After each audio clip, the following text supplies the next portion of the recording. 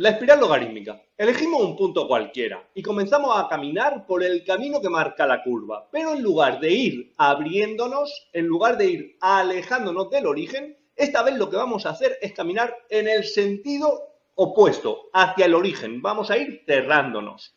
Durante esa trayectoria, seguro que cortamos a cualquiera de los ejes infinitas veces. La cuestión sería, ¿vamos a conseguir llegar al origen? ¿Cuál es la longitud del camino que estamos recorriendo? Pues vamos a centrarnos en ese punto y vamos a hacer un poquillo de matemática de la buena. Bienvenidos.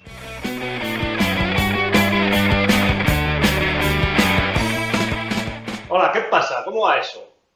En este vídeo nos vamos a dedicar a calcular la longitud de curva de una espiral logarítmica desde su centro hasta un punto cualquiera de la curva.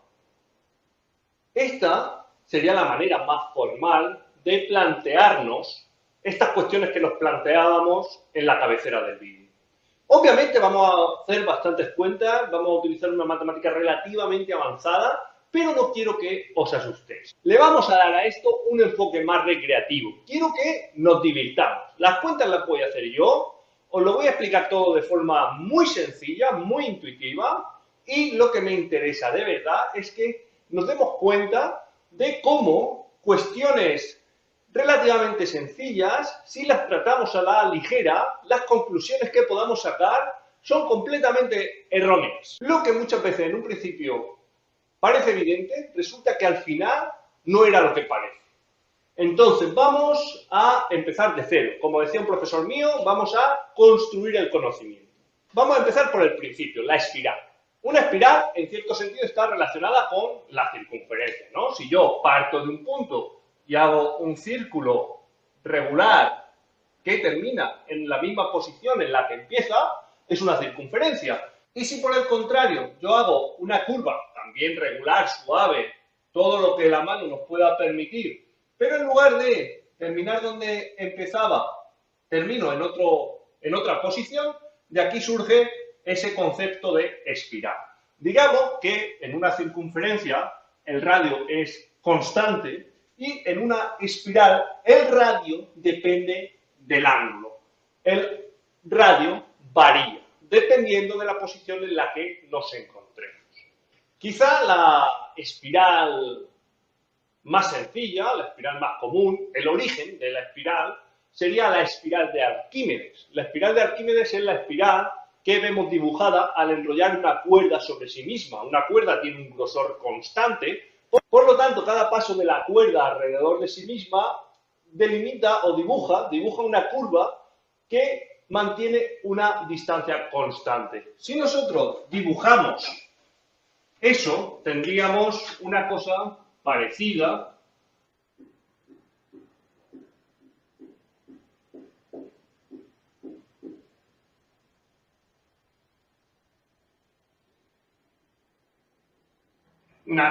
así y sucesivamente. De manera que cuando nosotros dibujamos un radio en cualquier posición, las distancias de los puntos de corte con la espiral son constantes, no varían. Entonces lo que estamos diciendo es que en una espiral de Arquímedes la distancia entre pasos consecutivos es constante. Esto en cierto sentido está relacionado con una progresión aritmética. En una progresión aritmética yo tengo un punto de partida y una distancia y de ahí puedo generar una sucesión de forma que el primer elemento sea A, el segundo A más D, A más 2D, etc. De aquí surge un A más ND que sería de forma relativamente informal el término general de una progresión aritmética. Nosotros nos damos cuenta que estos puntos, para cualquier radio que nosotros dibujemos, están siempre a la misma distancia. Entonces, a partir de esta fórmula del término general de una progresión aritmética, podríamos decir que los radios en una espiral de Arquímedes se podrían deducir a partir de un origen o un centro de la espiral más una distancia de paso, que sería estos valores, esta distancia que hay entre dos pasos consecutivos, que hace las veces de distancia en una progresión aritmética, por 2pi t, donde t sería el valor de la vuelta que estamos dando, y obviamente 2pi t lo único que hace es definir el ángulo, ya que estamos trabajando en radianes, sería 2pi radian. Esto perfectamente nos podría dar la forma general en coordenadas polares de una espiral de Arquímedes, donde A sería el centro, B sería esta constante que define o que está relacionada con la distancia constante entre los pasos sucesivos de la espiral, y θ sería el ángulo. Entonces ahora quizás sería natural preguntarse, si yo tengo una espiral que puedo relacionar de forma intuitiva o de forma natural con una progresión aritmética, como yo también sé que existe una progresión muy notable, que es la progresión geométrica, donde en lugar de partir de un elemento inicial y una distancia, lo que tengo es un elemento inicial y un ratio y un factor, y donde yo genero los elementos de esa progresión multiplicando cada elemento por esa razón, de manera que tendría como primer término de la progresión A, segundo término A por R, a r cuadrado, y así sucesivamente tendría un A por R elevado a n como término general de una progresión aritmética. Yo podría, de la misma forma que tengo una espiral relacionada con una progresión aritmética, tener una espiral relacionada con esta progresión geométrica. Pues evidentemente sí. En esta progresión, de forma análoga, yo podría decir que el radio, si yo deduzco que a partir de la progresión aritmética, digamos que el centro de la espiral se relacionaba con el primer término de la progresión, y esto que nosotros llamamos distancia en la progresión aritmética era esta razón de cambio del ángulo, y la n que determina la posición del elemento dentro de la sucesión era o estaba relacionada con el ángulo, que es el contador, en este caso el contador de las vueltas que da la espiral, pues de la misma forma yo podría tener un primer elemento, que podemos seguir llamándolo A, no confundir la R de radio con la R de razón. Aquí estamos cometiendo un pequeño abuso de notación, pero que no tiene ninguna importancia. Por lo tanto, de forma análoga, el primer elemento de la progresión, digamos que estaría relacionado con este primer valor de la espiral, que como vamos a ver ahora no va a ser el centro de la espiral. Este ratio, esta razón, pues está relacionado con una razón de cambio, y el contador va a ser un ángulo.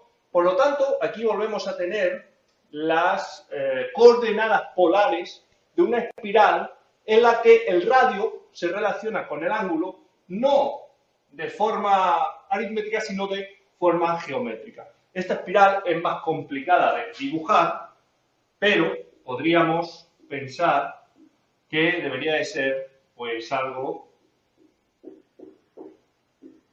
parecido a esto.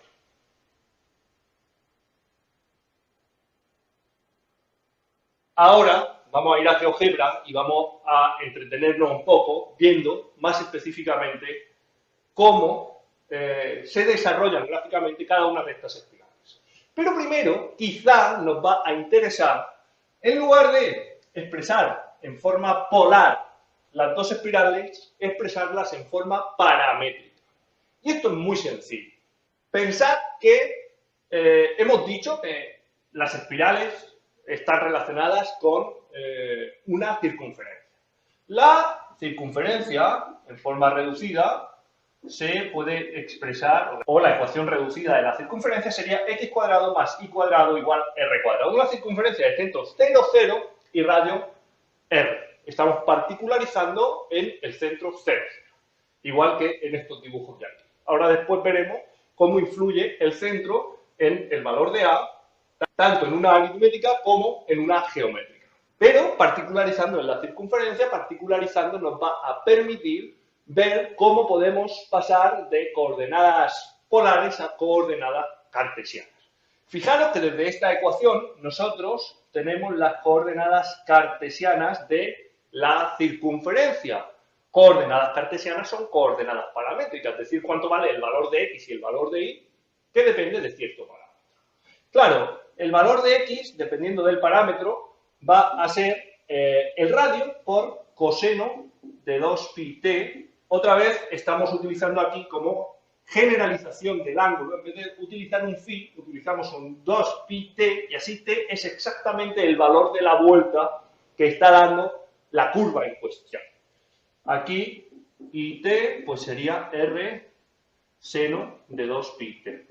Por lo tanto, a partir de esta paramétrica de la circunferencia y sustituyendo el radio correspondiente que yo he sabido determinar de esta forma lógica a partir de una progresión aritmética y una progresión geométrica, voy a poder determinar las coordenadas paramétricas tanto de la espiral de Arquímedes como de la espiral logarítmica. Es decir, que la paramétrica de la espiral de Arquímedes la puedo escribir perfectamente como xt it igual a más b 2pi t coseno de 2pi t a más b 2pi t seno de 2pi t. Y de la misma manera podemos escribir la paramétrica de la espiral logarítmica, que en este caso tendría como radio esta especie de término general de una progresión geométrica. Y tendríamos a por b elevado 2πt, volvemos a generalizar el ángulo en esta forma equivalente que nos permite saber en cada momento la vuelta en la que nos encontramos, coseno de 2πt y a por b 2πt seno de 2pi. De manera que hemos podido deducir de forma muy sencilla ecuaciones paramétricas que nos permiten representar tanto una espiral de Arquímedes como una espiral logarítmica, teniendo como parámetro t la vuelta en la cual nos encontramos. Y donde la constante a en los dos casos está relacionada con el punto de partida y la constante b estaría relacionada con el paso de la espiral. En el caso de espiral de Arquímedes, un paso constante, y en la espiral logarítmica, un paso que aumenta de forma geométrica. Una vez que tenemos todo esto más o menos bien sembrado, lo que vamos a hacer es irnos al GeoGebra y vamos a pintar algunos ejemplos de cómo se comportan las dos espirales, vamos a comprender algunas diferencias y nos vamos a plantear formalmente esta cuestión que prometíamos al principio del vídeo. Bueno, pues ya estamos por aquí. Fijaros que aquí a la izquierda de la pantalla aparecen un montón de funciones que he preparado pues para intentar ilustrar un poco esto que estábamos hablando hace un minutillo en la pizarra. Vamos a recordar que estábamos diciendo que la espiral arquimediana se podía escribir de esta manera, donde θ es el parámetro, en este caso sería el ángulo con respecto a la parte positiva del eje OX. Esta de la izquierda sería la espiral de Arquímedes, en la cual el radio aumenta, como hemos dicho, de manera aritmética, y esta de aquí de la derecha sería la espiral logarítmica, donde el radio, que depende de θ también, al igual que en la arquimediana, aumenta esta vez de forma geométrica. Si nosotros pintáramos directamente una espiral de esta manera, pues nosotros tendríamos algo así.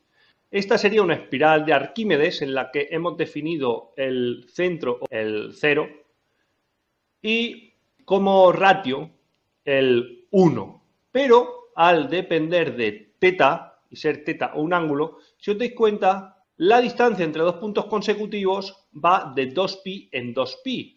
Y esa diferencia de la progresión aritmética correspondiente se debe precisamente a eso, a una distorsión debida al parámetro. Si este mismo tipo de expresión lo utilizamos para representar una espiral logarítmica, esta distorsión se hace muchísimo mayor. Si os fijáis, aquí hemos pintado tres, una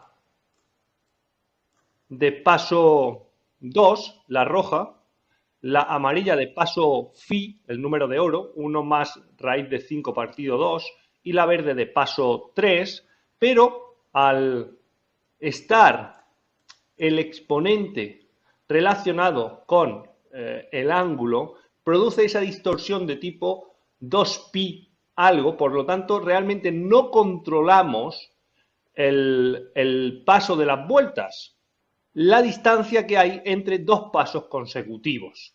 Entonces vamos a hacer una pequeña modificación, una pequeña normalización o tipificación de la forma de representar la espiral para que quede muy clara esta relación entre espiral de Arquímedes y progresión aritmética y espiral logarítmica y progresión geométrica. Fijaros que antes en la pizarra hemos dicho que este ángulo θ se podía expresar como 2πt, donde t iba a ser precisamente la vuelta en la que se encontraba la espiral.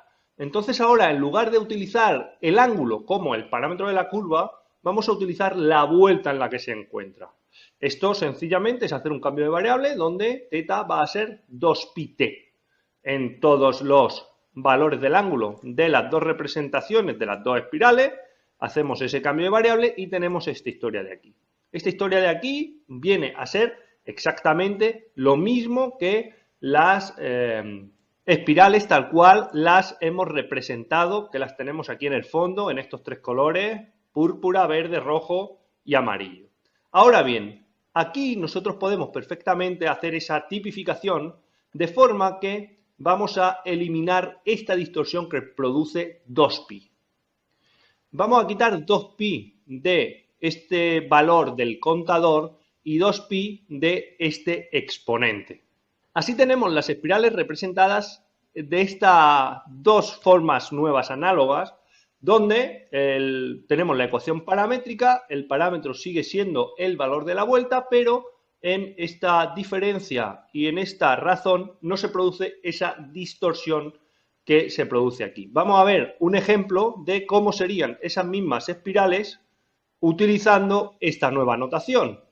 ¡Ey, ey, ey, ey! Mucho cuidado, ¿eh? La manera formal de expresar una espiral logarítmica es esta de aquí, donde el parámetro es el ángulo con respecto al eje de las X. Es sencillo realizar un cambio de variable para que nuestra referencia sea la vuelta en la que nos encontramos. Con esta nueva expresión, equivalente a la primera, nos damos cuenta que el valor del parámetro b no se corresponde exactamente con la razón de una progresión geométrica de razón b, sino que el exponente produce una distorsión. Por eso, si yo quiero representar una espiral cuya razón de cambio sea precisamente el valor de la razón de una progresión geométrica, debo elegir el valor de b convenientemente. Pero esto no significa que estas dos espirales sean la misma para un mismo valor de b.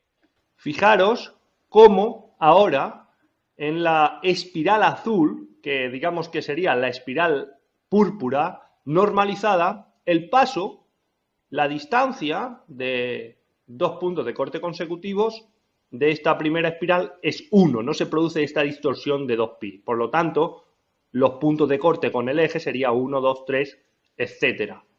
Variando ese valor de la b, nosotros podríamos tener una espiral, que ahora estamos pintando en negro, que fuera de paso 2, y los puntos de corte serían 2, 4, 6, etc., paso 3, etc. Esta es la espiral de Arquímedes. Vamos a ver cómo representamos de esta misma manera, o cómo quedaría la espiral logarítmica, que hemos dicho que esta distorsión del 2pi a estar en el exponente es grandísima, aunque realmente la espiral logarítmica, cuando nosotros la representamos, sí tiene esta forma que tiene esta curva amarilla o esta curva roja que estamos viendo aquí más grande. Si nosotros la normalizamos, tenemos aquí esas mismas tres curvas. Esto parece un poco jaleo, entonces vamos a quedarnos, por ejemplo, con la amarilla solo. Si os dais cuenta, tenemos esta espiral dorada que viene por aquí, y luego la espiral normalizada, donde ahora sí nos damos cuenta que los puntos de corte, si nosotros nos acercamos, partimos del punto 1, esto sería phi, 1 más raíz de 5 partido 2, phi cuadrado, phi cubo, phi cuarta, etc. Esto posiblemente lo vamos a ver mucho más claro con la espiral de paso 2.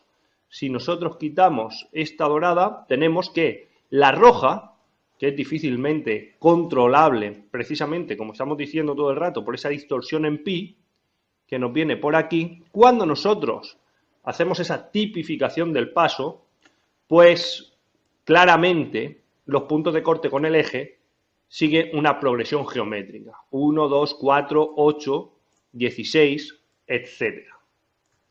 Una diferencia muy notable entre esta espiral logarítmica y la espiral de Arquímedes es que, si os dais cuenta, la espiral de Arquímedes comienza desde el propio centro de la espiral, desde el 0. Sin embargo, la espiral logarítmica empieza desde el 1. Esto de forma muy intuitiva sucede porque cuando nosotros tenemos el radio de una espiral de Arquímedes y queremos transformar este paso aritmético a un paso geométrico, entonces tenemos que hacer una exponencial, de donde tendríamos una cosilla así. Y obviamente, aplicando propiedades de las potencias, esta parte de la derecha la podemos separar como este producto de dos potencias con la misma base. Por lo tanto, si nosotros originalmente hemos decidido que el centro de nuestra espiral de Arquímedes va a ser 0, aquí tenemos una potencia donde el exponente es 0. Cualquier número elevado a 0 vale 1. Por lo tanto, aunque en nuestra espiral logarítmica el centro siga siendo el 0, el punto de partida va a ser el 1. En este caso en el que estamos, y recalco que ahora estamos particularizando en darle al parámetro a la constante a, el valor 0. Es decir, estamos decidiendo que el centro de cada una de las espirales sea el 0. ¿Qué pasa ahora si desde esta espiral de Arquímedes yo me moviera en sentido contrario al dominio natural de esta parametrización de la curva, donde, aunque hasta ahora no lo hayamos nombrado, lo que estamos haciendo todo el rato es definir el valor del parámetro en la cantidad de vueltas en sentido positivo. 0 vueltas, 1 vuelta, 2 vueltas, 3 vueltas, etc. ¿Qué pasaría si nosotros ahora nos movemos en el sentido contrario, en el sentido de las agujas del reloj? Obviamente, como la espiral de Arquímedes parte de su propio centro, esto no tiene mucho sentido y nosotros lo que obtenemos es un reflejo con respecto al eje OI, es decir, obtenemos la imagen correspondiente a una simetría par de lo que en un principio, si queréis aquí le podemos cambiar el color para que se aprecie cuál es cuál.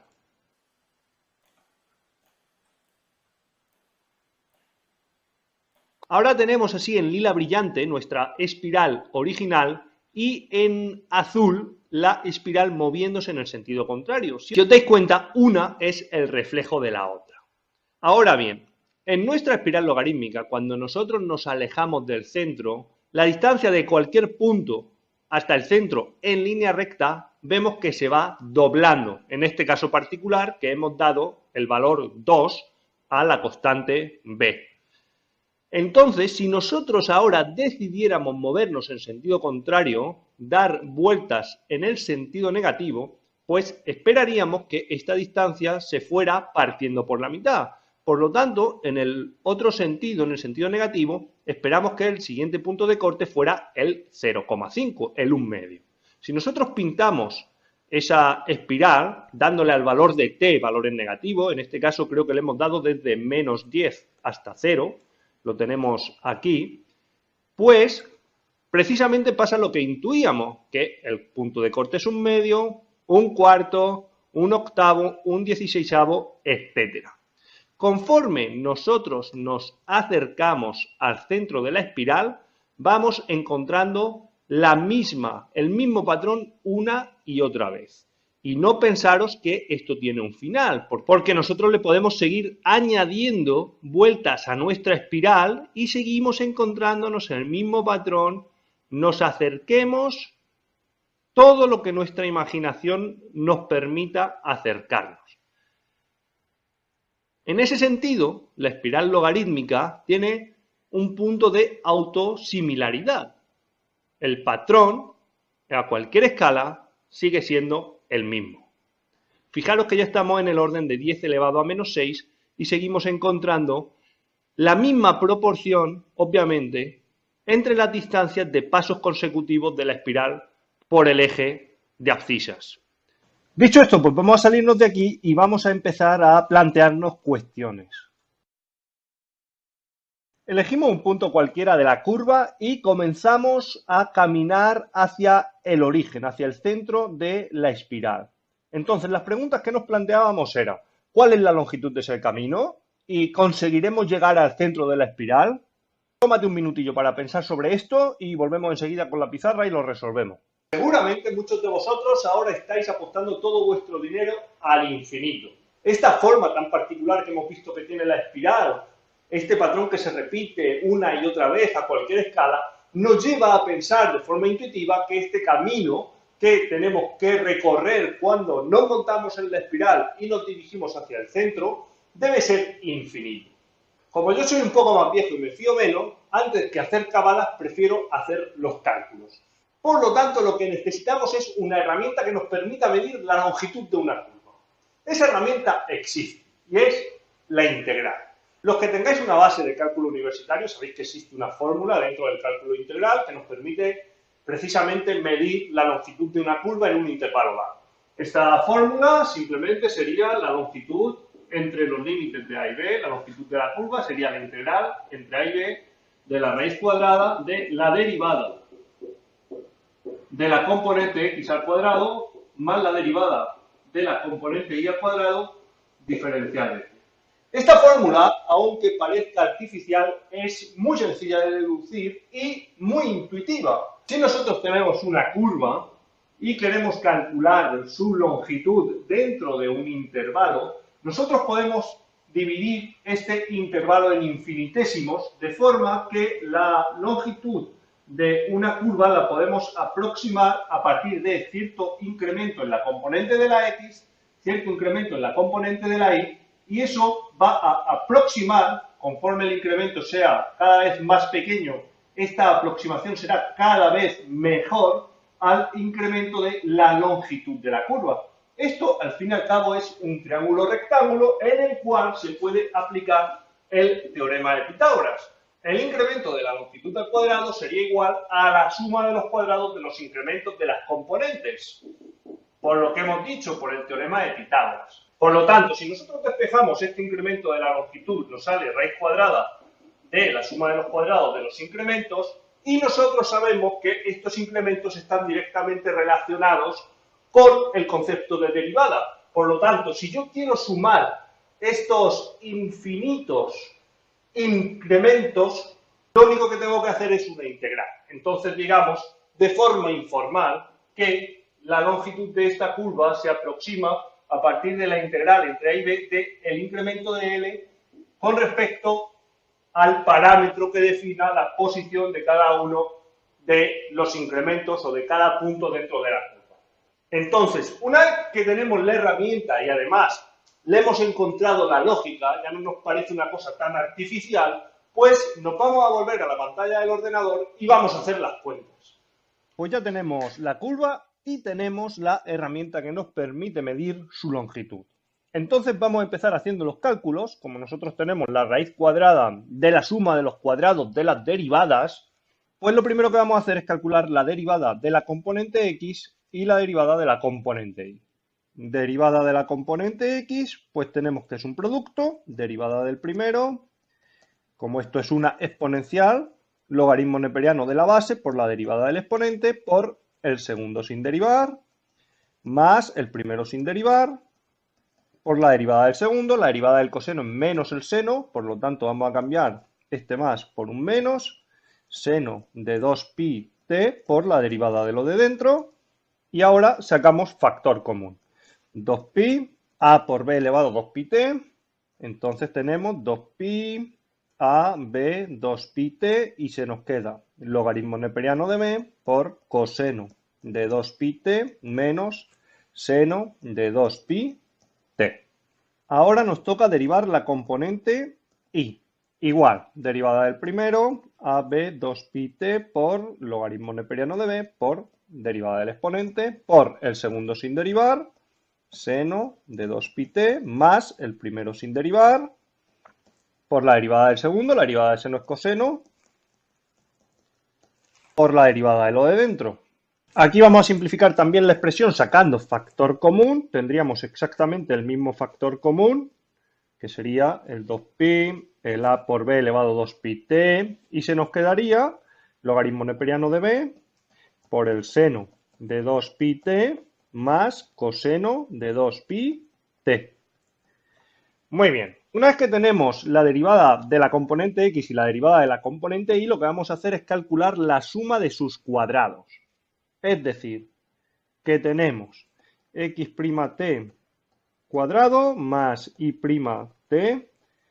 cuadrado, vamos a poner bien esta y, igual, pues sería el cuadrado de esto, como es un producto, pues tenemos el cuadrado de este primero, 2pi a b 2pi-t al cuadrado por el cuadrado de este paréntesis. Logaritmo neperiano de b por coseno de 2pi-t menos seno de 2pi-t, todo esto al cuadrado. Más, lo mismo, el cuadrado de este elemento de aquí, 2pi a b 2pi-t cuadrado, abrimos corchete y sería el cuadrado de esta historia de aquí. Logaritmo neperiano de b, seno de 2pi-t más coseno de 2pi-t, todo esto al cuadrado. Estos dos sumandos tienen como factor común el cuadrado de 2pi a b elevado a 2pi-t, por lo tanto también lo vamos a sacar fuera de ese factor común. 2pi a b 2pi-t cuadrado. Y ahora vamos a desarrollar este cuadrado y los vamos a juntar dentro del mismo corchete. El cuadrado de este binomio sería el cuadrado del primero, pues logaritmo cuadrado de b por coseno cuadrado de 2pi-t más cuadrado del segundo, seno cuadrado, menos, dos veces el primero por el segundo, dos veces logaritmo de b por coseno de 2pi-t por seno de 2pi-t.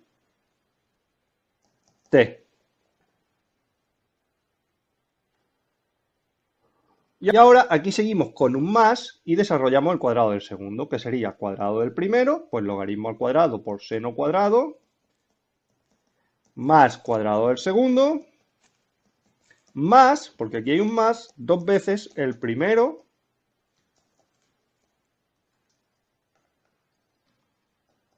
por el segundo. Y cerramos corchete. Si os dais cuenta, si nosotros agrupamos esto, tenemos este tío de aquí y este tío de aquí son iguales con signo cambiado, se nos van. Aquí tendríamos seno cuadrado más coseno cuadrado, que esto valdría 1. Y aquí tendríamos como factor común logaritmo al cuadrado de b, y el coseno cuadrado, seno cuadrado, suman 1 también al sacar ese factor común. Por lo tanto, este tío de aquí vale logaritmo cuadrado de b. Eso significa que esto que en un principio parecía tan enredado, se nos queda 2pi a b 2pi-t al cuadrado de este cuadrado que estaba aquí factor común, y dentro del corchete se nos ha simplificado de tal manera que se nos queda logaritmo al cuadrado de b más 1. Una vez que tenemos esta suma de cuadrados tan simplificada, ya podemos calcular la longitud de la curva entre dos puntos cualquiera que nosotros queramos. Tener cuidado porque aquí hemos definido como A, B los extremos de un intervalo de integración y aquí B es esa razón de cambio en el radio de la espiral. Por lo tanto, vamos a escribirnos esta formulilla para nuestro caso particular y vamos a integrar entre dos pasos de la espiral cualquiera, entre dos valores del parámetro t, es decir, la longitud desde el paso 0 hasta el paso 1. Sería la integral entre t igual 0, t igual 1, y tendríamos que hacer la raíz cuadrada de esto. La raíz cuadrada de esto, el cuadrado con la raíz se iría y se nos quedaría 2pi a b 2pi-t por aquí el logaritmo al cuadrado más 1 sí se nos queda dentro de la raíz cuadrada diferencial de t. Fijaros que el único factor de toda esta gente que depende del parámetro t de la variable de integración sería esta exponencial. Por lo tanto, todo lo demás perfectamente lo podemos sacar fuera de la integral. 2pi a raíz del logaritmo cuadrado de b más 1 integral entre t0 y t1 de b 2pi t diferencial de t. Ahora bien, ¿cómo integramos una exponencial? Pues nosotros sabemos que tenemos que tener la derivada del exponente. La derivada del exponente es 2pi. Yo lo tengo aquí, por lo tanto lo quito de aquí y lo vuelvo a meter dentro de la integral. Como tengo la derivada del exponente, esta integral es inmediata y tendría a logaritmo neperiano cuadrado de b más 1, que es el factor que se nos ha quedado fuera de la integral, por b elevado 2pi t partido logaritmo neperiano de b. Esto es una integral inmediata, la integral de la exponencial. Esta integral está definida entre los valores t0 y t1. Por lo tanto, simplemente sustituyendo, tendríamos que a raíz logaritmo neperiano cuadrado de b más 1 por b elevado 2pi t1 partido logaritmo neperiano de b menos b elevado 2pi t0 partido logaritmo neperiano de b. Si queréis podemos simplificar un poquillo, tendríamos a raíz logaritmo neperiano cuadrado de b más 1 partido el logaritmo de b que está dividiendo sale como un factor común por b 2pi t1 menos b 2pi t0. Muy bien, pues esto de aquí es la longitud de la curva dentro de un intervalo de integración, en particular en el intervalo t0, t1, que pueden ser pasos o el número de vuelta de la curva alrededor del eje. Son valores de nuestro parámetro. Si nosotros queremos calcular la distancia entre un punto cualquiera de la espiral y el origen, lo que tenemos que hacer aquí es elegir como t0 las menos infinitas vueltas. Como hemos visto en la simulación que hemos hecho en el GeoGebra anteriormente, lo que estábamos haciendo es movernos desde cualquier punto en el sentido negativo del parámetro t. Dábamos vueltas negativas y eso hacía que nos acercáramos hasta el centro de la espiral. Por lo tanto, al fin y al cabo, lo que estamos calculando es la longitud de la curva entre menos infinito y cierto valor o un punto cualquiera de la curva, que es el que va a definir un valor concreto del parámetro t. Obviamente, el valor menos infinito convierte a nuestra integral en una integral impropia. Tendríamos el infinito en nuestro intervalo de integración. Por lo tanto, lo tendremos que estudiar como un caso límite. Sería el límite, cuando t0 tiende a menos infinito, de la longitud entre t0 y t1. Es decir, el límite, cuando t0 tiende a menos infinito, de esta expresión de aquí. De a raíz logaritmo neperiano cuadrado de b más 1 partido logaritmo neperiano de b por b 2pi t1 menos b 2pi t0. Si nosotros sustituimos ahora menos infinito, si calculamos este límite, pues tenemos que a raíz logaritmo neperiano cuadrado de b más 1 partido logaritmo neperiano de b por el valor de t1 es un valor concreto, por lo tanto b 2pi t1 menos b elevado a 2pi por menos infinito en menos infinito. Por lo tanto, y siempre y cuando b sea un valor mayor que 1, tendríamos que esto vale 0 y tendríamos que el valor de la longitud sería a logaritmo neperiano cuadrado de b más 1 partido logaritmo neperiano de b 2pi t1. Y esto de aquí es un valor finito. No. La condición de que b sea mayor que 1 no restringe en ningún caso la generalidad de esta prueba, pues tomar un valor de b entre 0 y 1 hará que nuestra espiral encoja en lugar de agrandarse. Esto implica que, en cuanto a la longitud de curva, sin tener en cuenta el sentido del movimiento, tendremos una equivalencia entre estas dos situaciones. Obviamente, que b sea igual a 1 es una condición que no tiene ningún sentido. Vaya, que resulta que al final la longitud del camino que recorremos siguiendo nuestra espiral era una longitud finita. Ahora, si queréis, vamos a calcular algunos valores curiosos para esta longitud, algunos casos particulares. Lo primero que vamos a hacer es fijarnos en que A es simplemente un factor de escala, que lo que hace es que la espiral sea más grande o más pequeña, siguiendo la misma razón de cambio. El punto de inicio para cualquiera de estas espirales logarítmicas lo marca el instante t igual a 0, el valor del parámetro t igual a 0. Como coseno de 0 vale 1, seno de 0 vale 0, cualquier número elevado a 0 vale 1, el punto de inicio siempre sería el punto A0. Pero como hemos dicho que A es un factor de escala, lo vamos a fijar en A igual a 1. Por lo tanto, vamos a despreciar ese valor de A y aquí nos vamos a quedar con el punto 1, 0. Y vamos a medir, obviamente, el A desaparece también de nuestra fórmula. Y ahora lo que vamos a hacer, como digo, es calcular algunos valores curiosos. Durante todo el vídeo ha habido un caso particular que hemos utilizado para ilustrar la situación, que ha sido el de tomar el valor b igual a 2 elevado a 1 partido 2pi. Ese valor era el que estaba relacionado con una progresión geométrica de razón 2. ¿Cuál sería la longitud en este caso entre menos infinito y 0? Pues si nosotros sustituimos aquí nos podemos dar cuenta que puede simplificar convenientemente y aplicando propiedades de los logaritmos que se nos va a quedar logaritmo neperiano de 2 al cuadrado más 2pi cuadrado partido logaritmo neperiano de 2. Nosotros sabemos que el logaritmo neperiano es la función inversa en cuanto a la composición de la exponencial. Entonces, ¿qué pasa si nosotros le damos a b el valor e?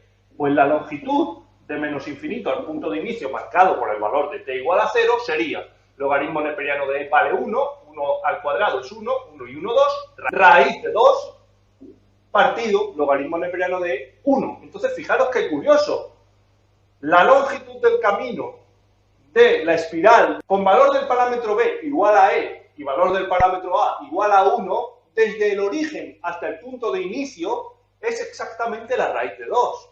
Cuanto menos, curioso.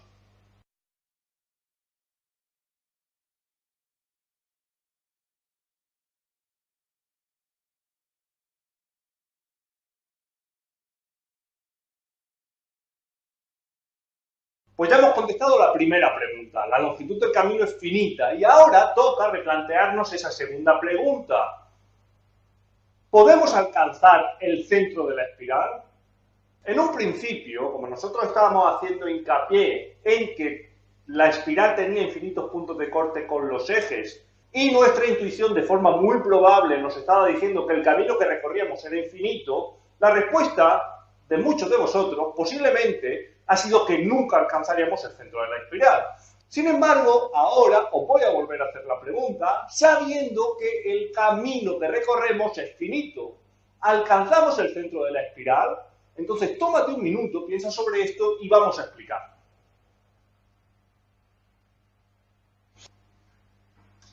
Tiempo. ¿Cuál ha sido tu respuesta? La respuesta es que no, que nunca llegamos al centro de la espiral.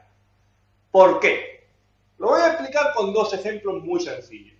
Uno, los intervalos abiertos. Si nosotros tenemos el intervalo 0, 1, nosotros nunca vamos a poder coger ninguno de esos extremos. Nos vamos a poder aproximar a ambos valores tanto como nuestra imaginación nos permita. Por ejemplo, al 1 podremos aproximarnos con el 0,9, 99, 999, 9999, 99999 y así sucesivamente. Pero nunca podremos tomar exactamente el valor 1. Eso no significa que la longitud de este intervalo sea una longitud infinita.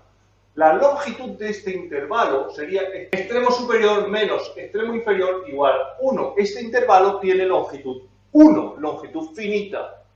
Sin embargo, no podemos tomar ninguno de sus extremos. Otro ejemplo muy sencillo sería volver a la progresión geométrica de razón, en este caso, 1 medio. La progresión geométrica de razón 1 medio comienza en 1.